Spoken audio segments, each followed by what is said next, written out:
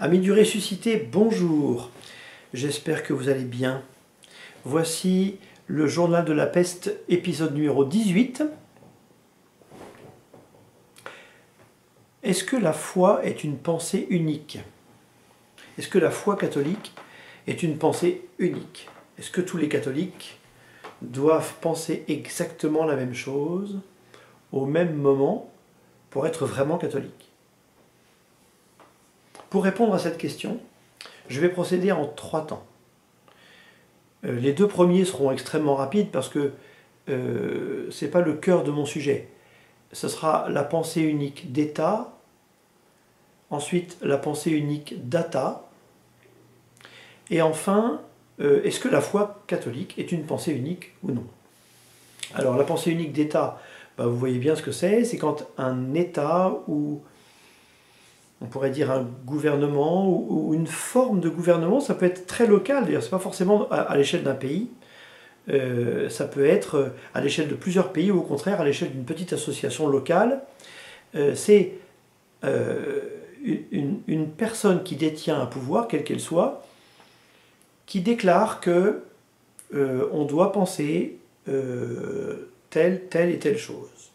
Et une des caractéristiques importantes de la pensée unique d'État, pour l'appeler comme ça, eh bien c'est qu'elle génère des mauvais citoyens.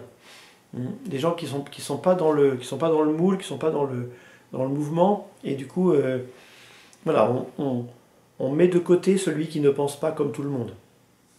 C'est quelque chose qui a toujours existé dans l'humanité, dans tous les groupes, dans toutes les civilisations, et ça existera jusqu'à la fin des temps. Hélas, tout dépend des véritables conséquences sur ceux qui sont mis de côté dans la pensée unique, de la pensée unique. Bon. Ça, c'est la pensée unique la plus décriée, la plus connue, si on peut dire. Et puis, il y a une deuxième forme de pensée unique qui se développe avec les data.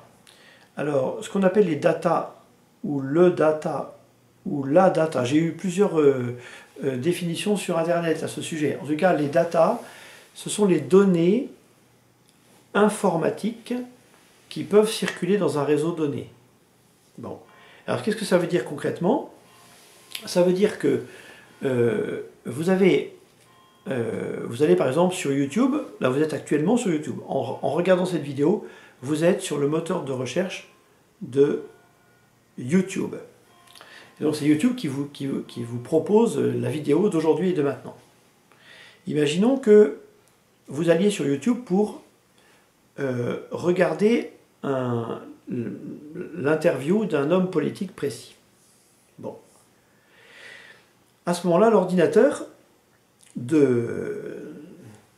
qui gère les vidéos vous propose en quelques dixièmes de secondes, vous avez à peine le temps de réfléchir que c'est déjà fait, en quelques dixièmes de secondes, il vous propose plein d'autres vidéos qui sont ou du même personnage, ou d'un personnage approchant, ou de groupes qui sont d'accord avec lui, et alors progressivement, si vous rentrez dans le jeu du data, c'est-à-dire si vous jouez le jeu de l'algorithme qui calcule à toute vitesse quel genre de vidéo pourrait vous intéresser, alors petit à petit, votre pensée se rétrécit, votre champ de vision se rétrécit, parce que vous regardez un peu toujours les mêmes choses, toujours la même personne, ou toujours le même genre de personne qui pense déjà ce que vous pensez, puisque vous-même, vous avez demandé à voir ce personnage sur Internet. Et du coup, l'ordinateur calcule ce qui vous intéressera a priori. Et petit à petit, vous rentrez dans une autre forme de pensée unique, qui n'est pas moins dangereuse, selon moi, que la pensée unique d'État, ou d'un gouvernement, ou d'une forme de pouvoir. Ce n'est pas moins dangereux, parce que du coup, vous rétrécissez votre champ de vision, et vous fréquentez à travers Internet le même groupe des gens qui pensent déjà comme vous pensez, en cherchant toutes les raisons de continuer à penser ce que vous pensiez déjà au départ. Bon. Et donc ça, c'est une autre forme de pensée unique.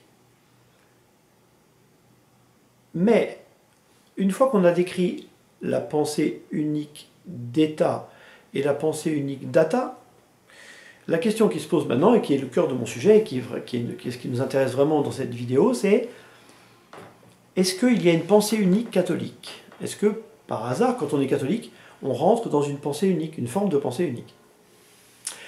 Alors vous vous doutez que si je pose la question, c'est que, in petto, je pense que non. Mais je vais vous donner des exemples précis. Alors, premier exemple précis, le mot dogme. Le mot dogme en français, où l'adjectif dogmatique nous donne l'impression d'un truc qui tombe d'en haut et qui arrive dans notre cerveau, et il faut qu'on adhère, voilà, il faut qu'on gobe le dogme, qui serait comme une forme de pensée unique. Alors en fait, pas du tout. Voici comment ça fonctionne. Le mot dogma en grec vient d'un verbe dokeo qui veut dire sembler paraître. Sembler paraître, bien croire. Bon, je crois bien que. Bon, c'est-à-dire que le mot dogma, donc le substantif, signifie l'opinion. Le mot dogma en grec signifie opinion. Donc, comment cela se passe-t-il? Dans l'Église, depuis toujours, hein, depuis le Christ jusqu'à aujourd'hui, dans l'Église, des opinions circulent. Des gens pensent ceci ou cela de manière pas forcément organisée. Donc c'est une opinion. Et puis jusqu'au jour où un pape dit « cette opinion qui court dans l'Église depuis longtemps, selon laquelle Marie est Immaculée Conception, eh bien, avec mon autorité pontificale suprême, je monte sur ma chaire de Saint-Pierre et je dis l'Immaculée Conception, c'est un dogme. C'est-à-dire, cette opinion est en fait une certitude, est devenue une certitude. Et de même, bon ça c'est l'Immaculée Conception, 1854, il y a aussi l'Assomption, 1950, Pie XII, c'était Pie IX pour l'Immaculée Conception, Pie XII pour le dogme de l'Assomption, qui est en fait une conséquence directe et logique de l'Immaculée Conception, mais vous voyez qu'on a attendu plusieurs papes, entre Pie IX et Pie XII, pour affirmer solennellement que l'opinion selon laquelle la vie après la mort de la Sainte Vierge a été caractérisée par un passage particulier qu'on appelle l'Assomption, ou que les orientaux appellent la dormition, eh bien c'est une certitude de la foi catholique, et que ça va, ça s'embrique parfaitement avec le fait que Dieu se soit fait homme, l'incarnation, que Jésus nous ait sauvés par la croix, le dogme de la rédemption, que Jésus est ressuscité d'entre les morts, qu'il est monté aux cieux, enfin tout ce qu'on a dans le « je crois en Dieu ». Donc le dogme, qu'est-ce que c'est? C'est une affirmation solennelle de l'Église catholique après une longue circulation d'opinions à ce sujet parmi les fidèles. Donc vous voyez que ce n'est pas une pensée unique, parce que la pensée unique serait générée par un État ou un gouvernement ou un groupe qui a un pouvoir quelconque, et qui ensuite l'impose à tout le monde en disant à ceux qui ne pensent pas comme elle qu'ils sont de côté, qu'ils n'ont rien compris, et que ce sont des affreux subversifs, et qu'il faut les mettre de côté. Bon. Donc, c'est le contraire, vous voyez, la pensée dans l'Église circule parmi les fidèles, étudiée par des théologiens, par des pasteurs, voilà, et les pasteurs propres de chaque diocèse, les évêques, et puis ça remonte, ça remonte, ça remonte, le pape réfléchit, il dit « aujourd'hui et maintenant, ce ne sera pas moi qui dirai la chose », et puis le successeur arrive, il reprend la question, et ainsi de suite, et au bout de je ne sais combien de papes, eh bien, on arrive à l'affirmation solennelle de foi. Ça, c'est le dogme. Voyez. On pourrait dire, voyez-vous, que en fait, la pensée qu'il y a dans l'Église, c'est la pensée de Dieu. C'est elle qui donne le mouvement. Or, comme il est très difficile de savoir exactement quelle est la pensée de Dieu, eh bien, il faut être extrêmement prudent sur ce que l'on doit affirmer solennellement en tant qu'Église catholique. Voilà. C'est pour ça que les papes, quelquefois, attendent longtemps avant de promulguer la chose. Donc, par exemple, le dogme est une notion intéressante parce que c'est l'inverse, c'est le processus inverse de la pensée unique. Par contre, il est vrai que une fois que l'Église a solennellement déclaré que Marie était Immaculée Conception, eh bien, refuser l'Immaculée Conception, là pour le coup, c'est soi-même dire eh bien, je ne suis pas d'accord avec l'Église catholique. Et donc, ça veut dire que on s'éloigne du charisme certain de vérité de l'Église au sujet d'une vérité de foi. Donc là, du coup, on prend soi-même sa responsabilité. Bon. Sachant que l'Église catholique, en tant qu'institution, en tant que hiérarchie, sait bien qu'elle enseigne un certain nombre de choses. Par exemple, elle enseigne la résurrection de Jésus. L'Église enseigne la résurrection de Jésus. Or, il y a certainement, parmi les catholiques, ici ou là, des gens qui ne sont pas tout à fait sûrs que Jésus soit ressuscité d'entre les morts. Et ça, jusqu'à la fin des temps, il y aura des gens qui penseront que Jésus n'est pas vraiment ressuscité. Ils se demandent si Jésus est vraiment ressuscité. Mais l'Église, elle, l'enseigne fermement et dit, ça fait partie de la foi catholique. Mais elle ne le dit jamais à la légère, c'est ça que je veux dire. Voilà. Et qu'elle attend quelquefois des siècles avant d'affirmer quelque chose de façon aussi solennelle. Il y a donc toujours une différence entre ce que nous sommes capables les uns et les autres, moi, toi, lui, de dire avec notre petite perception du Christ et de Dieu, etc., et ce que l'Église catholique enseigne et auquel, pour ma part, en tant que prêtre catholique, j'adhère à 100%. Voilà. Bon. J'y adhère librement. Ça, c'est la question du dogme. Je voudrais vous parler aussi d'une autre question qui répond un peu à la question de la foi est-elle une pensée unique? C'est le carré apostolique. Alors ça, c'est très utile pour construire l'unité d'une paroisse, par exemple. Qu'est-ce que le carré apostolique? C'est une expression qui a été inventée par un théologien suisse-allemand qui s'appelle Balthazar, et il met en évidence ce qu'on trouve très clairement dans le Nouveau Testament, à savoir que parmi les 12 apôtres, moins un avec Judas quand il est mort, plus un avec Matthias quand il a été élu, plus un avec Paul lorsqu'il a été choisi par le Christ sur le chemin de Damas, bon, enfin on va dire les 12, les apôtres. Parmi les apôtres, il y en a 4 qui ont dominé nettement les autres. Pierre, Paul, Jacques et Jean. Pierre, Paul, Jacques et Jean. Et chacun des 4 apôtres, on pourrait dire, qui ont dominé le collège des apôtres, on peut l'appeler le carré apostolique, c'est-à-dire que chacun incarne une certaine dimension de l'Église catholique, avec chacun une tension par rapport aux autres.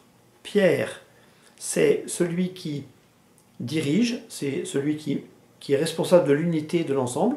Donc le successeur de Pierre actuel, c'est notre pape François. Ou alors, à un niveau moindre, dans un diocèse, c'est l'évêque. L'évêque, c'est Pierre, c'est-à-dire celui qui dirige, mais surtout qui conserve l'unité, tant bien que mal. Pierre. Paul, quant à lui, alors il a plusieurs caractéristiques. C'est le missionnaire à l'extérieur, c'est le charismatique, et on pourrait dire aussi c'est le progressiste. C'est celui qui dit il ne faut pas trop être dans des cadres anciens, etc. Il faut faire un peu éclater les cadres, aller vers l'extérieur, s'intéresser aux gens, s'intéresser à la modernité, tout ça. Bon, Paul est comme ça. Et à l'opposé de Paul, vous avez Jacques, qui lui au contraire dit on a toujours fait comme ça, on ne voit pas pourquoi on ferait autrement. Si on commence à faire autrement que ce qu'on a toujours fait, alors où est-ce qu'on va? Donc on pourrait dire que Jacques, c'est le traditionnaliste, si vous voulez. Donc, Jacques, Paul, Pierre qui maintient l'unité, et puis il y a Jean, qui repose sa tête sur la poitrine du Seigneur, et qui rappelle un peu à tout le monde que l'amour est ce qui unifie l'ensemble. et que Dieu est amour. Vous savez, la fameuse méditation de Saint Jean sur l'amour de Dieu, l'amour du prochain. Attention, n'oublions pas que c'est quand même l'amour qui mène tout ça et que Dieu est amour, puisqu'on parle de Dieu. Et donc, au premier temps de l'Église, il y avait Pierre, Paul, Jacques et Jean, et jusqu'à la fin des temps, il y aura Pierre, Paul, Jacques et Jean. Avec cette caractéristique quand même, c'est que le carré apostolique est un carré apostolique, c'est-à-dire que c'est dans l'unité de la foi catholique. C'est-à-dire que ils sont quand même tous les quatre bien d'accord sur Jésus, la résurrection, la rédemption, enfin l'essentiel, quoi. L'essentiel les réunit bien. Mais on peut très bien imaginer que si on a tendance à être un peu Pierre, ou un peu Paul, ou un peu Jacques, ou un peu Jean, on peut faire une sortie de route. Hein? Par exemple, ceux qui seraient un peu du genre de Jean pourraient devenir gnostiques. Hein? C'est-à-dire, c'est la connaissance amoureuse qui compte, et ce n'est pas l'unité, la mission, le progrès, l'adaptation au monde moderne, ou au contraire l'ancrage dans la tradition. Et là, on peut imaginer que quelqu'un qui soit johannique soit trop johannique et dépasse Saint Jean et sorte du carré apostolique, et sorte du collège des apôtres, et sorte de la foi catholique. Chez Pierre aussi, on a eu un mouvement qu'on a appelé l'ultramontanisme, où on adore le pape. Voilà, le pape, c'est dès que le pape ouvre la bouche, tout ce qu'il dit c'est vrai, c'est formidable. Dieu ou le pape, pratiquement, c'est la même chose. Ben non, le pape n'est pas Dieu. On peut très bien avoir un désaccord avec le pape, c'est pas un problème. Vous voyez, l'ultramontanisme. Par contre, il faut écouter, pour rester dans le carré apostolique, il faut écouter avec attention et un esprit filial et un esprit ouvert tout ce que dit le pape, parce que il dit souvent des choses importantes et même essentielles pour la foi. Pierre, il faut absolument que nous soyons, grâce à Paul, tournés vers l'extérieur, mais pour autant, on pourrait être tellement tourné vers l'extérieur qu'on en oublierait la tradition, la spiritualité et l'unité du corps derrière le pape ou l'évêque. Et donc, on peut très bien, hélas, être un peu, enfin, plus paulinien que Paul, pour ne pas dire plus catholique que le pape. On peut très bien être trop paulinien et sortir, du coup, de l'unité de la foi catholique. Et de même, pour Jacques, au nom de la tradition, on peut être tellement attaché à la tradition et aux petites traditions qu'on finit par sortir de l'Église en disant, par exemple, à Pierre qu'il n'est plus assez catholique. Par exemple. Bon. Et donc le carré apostolique est utile parce que ça nous permet de voir que dans le collège des apôtres, il y a des tendances, et que ces tendances existent encore aujourd'hui, et que pourvu qu'on reste bien centré sur la personne du Christ et des dogmes essentiels de la foi catholique, on peut très bien avoir des petites tendances. Bon, ça c'est le carré apostolique. Et peut-être que je peux terminer simplement en disant que s'il y avait une pensée unique dans l'Église, c'est la pensée de Dieu. Il faut que ce soit Dieu qui pense, et nous qui nous adaptions à la pensée de Dieu. Et chercher la pensée de Dieu, ce n'est pas s'enfermer chacun dans nos petits réseaux, dans la pensée unique data, mais de toujours rechercher la vérité, de rechercher la vérité en sachant écouter les autres. Et Saint Pierre et Saint Paul, vous savez, se sont disputés sur un sujet précis. On a ça dans l'épître aux Galates, si ça vous intéresse de vérifier. Donc il y a eu une dispute entre Saint Paul et Saint Pierre. Et ce qui est très beau, c'est que après la dispute, ils se sont répartis un peu les tâches. Ils ont dit, toi Pierre, tu t'occuperas des Juifs convertis au christianisme. Et moi, Paul, dit-il, c'est lui qui raconte ça dans l'épître, eh bien je m'occuperai des païens, donc des non-juifs, convertis au Christ. Et comme ça, on aura chacun nos zones de mission, on ne va pas se marcher sur les pieds, et on travaillera à la même mission, mais on aura une caractéristique quand même, tous les deux, dit-il, c'est de nous préoccuper des pauvres. Ce que j'ai toujours continué de faire, ce que j'ai toujours pris bien soin de faire, dit saint Paul dans l'épître aux Galates.